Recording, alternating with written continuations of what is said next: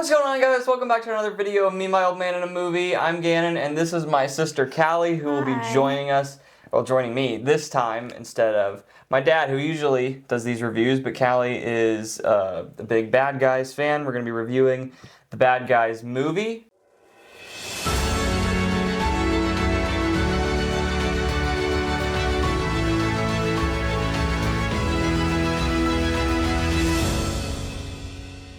And so, yeah, we have all the books, by the way, like every single, well, actually, I think there's 19 now or something like that, but we have how many do we have? 18. We have 18 of these books. So, yeah, we're big fans of the Bad Guys series. And so before we get started, I'd like to read a brief synopsis of the film. So, reformed criminals Mr. Wolf, Mr. Snake, Mr. Piranha, Mr. Shark, and Miss Tarantula are trying very hard to be good. However, they soon find themselves hijacked into a high-stakes heist that's masterminded by a new team of delinquents they never saw coming, the Bad Girls. So, first we're going to give our initial thoughts on the film. Then we're going to go into our Blockbuster Trio, which is 3 things that we liked about the film, the cutting room floor, which is anything that we would change about the film, and then we're going to rate it, and then we're going to tell you whether you should see it in theaters, wait to stream, or skip it altogether. So, let's get right into our initial thoughts. You can go ahead and kick us off. I thought it was really good. I think it was better than the first movie. For sure. I loved the action, and it was very humorous. It was good. There was a lot of comedy. This was infinitely better than the first one, I thought. The first one was okay. Had its moments. It was okay.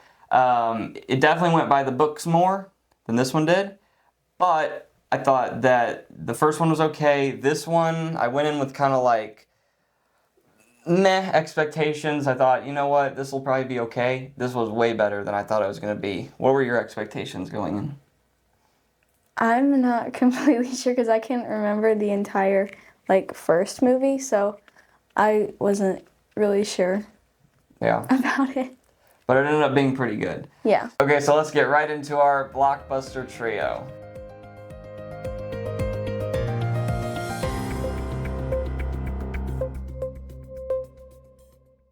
Alright, so Callie, you want to go ahead and kick off the Blockbuster Trio? Sure. I liked the voice acting. It was really good, and it sounded like what the characters would sound like. Yeah, they did a good job casting all the characters, the new characters, the old characters, they all sounded just like you would imagine them in the book. Alright, the first thing that I had was the animation was really cool. It felt like a book, which kind of makes sense because it is a book. But the animation, it felt like it looked like a book moving. And so it was very smooth, crisp, and it made all the action sequences very effective. So yeah. All right. I really liked the boxing scene in it. It was really with all the music and the effects. It looked really cool, and it was really funny too. Yeah, that was early on in the film. No spoilers, by the way. No spoilers. But yeah. All right. So next thing I have is the comedy. Okay, this was very funny, and it was funnier than the first one. And I think it's interesting. I think the animation had a lot to do with why it was funny. And if you look at other films like Hotel Transylvania does this a lot too, where the animation makes it funny. And I feel like that the animation almost made it funnier. So yeah, there's that. So you can go ahead and give your third one. I really liked how they brought back Marmalade in the movie. That was fun too. No spoilers, of course, but yeah, it's not really a spoiler. I mean, kind of, but not a spoiler, but it's not really that much of a spoiler. All right, so the third thing I had was the characters. There's a lot of characters in this, and I feel like they did a good job of giving each character a good amount of screen time and kind of building the character. And they did a really good job because there's a lot of characters here that they had to kind of balance out and stuff. And I think they did a really good job of doing that. So yeah. All right, let's move on to the cutting room floor. Okay, hold on. Did I just miss that? Oh, I was trying to throw that pencil because I didn't want to hold it. Okay.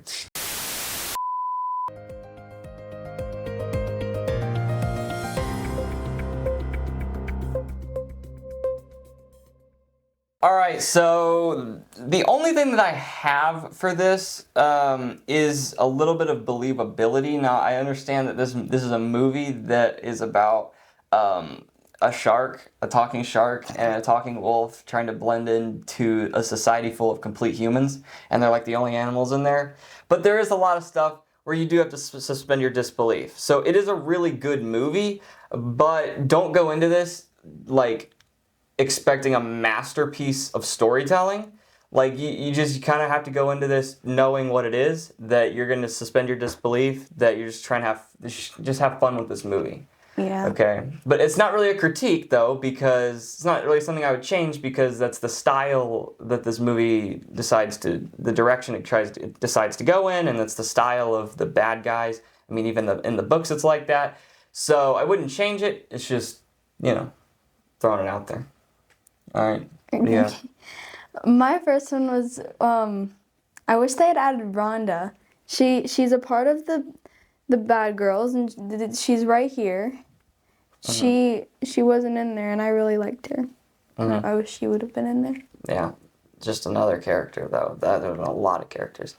Yeah, I don't have anything else because I think you brought up that it didn't follow the books as closely. That Did you just steal mine? No, I didn't steal yours. I'm saying you said that. That you said that it didn't follow the books as closely. He's not letting me say what I wrote down on my paper. Okay. You know what? Whatever. That it doesn't follow the books as closely, and I don't mind that though. That's the only complaint I think that there could be, but I don't mind that. One, I don't remember the books very well because it's been a while since I've read them. And secondly, I think it's fine when they take like liberty from the books because it keeps it fresh for people who have read the books. So I think that it's okay. Well, my second one, you already know because Ken said it. But yeah, I wish it went by the books more. Yeah. But my third thing was the fox. She was a part of the bad girls. She was like their leader or something. Mm-hmm. So. Yeah, and so they did change that from the books. Yeah. So yeah, there's the cutting room floor. So, when I'm rating these movies, because we're going into the rating, just because I have nothing that I would really change about the movie does not mean it's a 10 and a 10. I think that, to get a 10, you have to just go above and beyond on like the good side and then have like nothing wrong with the film. So just because I don't have anything specifically to change does not make it a 10. But I do have 9. I'm calling it 9 muscular marmalades. So if you've seen the movie, you know what I'm talking about. That was funny. I put 8.5. 8.5 what, Callie? MMs. No, what is it? Muscular marmalades. Muscular marmalades. There you go. So weird. Okay, so now we're going to tell you whether you should see it in theaters, wait to stream, or skip it all together. What do you think? I think you should go see it in theaters. Sorry, I thought you were going to go first. Okay. I think if you're a fan of the Bad Guys books, then yes, definitely go support this in theaters. I think if you're not a fan or you've never read the books, but it looks interesting, I think that you could wait for streaming, but I think you should go support this movie because it is really, really good, and the action does look cool in the theater. So I think that, you could wait to go to stream, but I definitely think for the best experience, for sure, go see it in a theater. So, yeah. All right. If you guys like this video, make sure you give it a like, subscribe to the channel if you're new, and comment down below what you guys thought of the Bad Guys 2, and we will see you guys next time. Bye.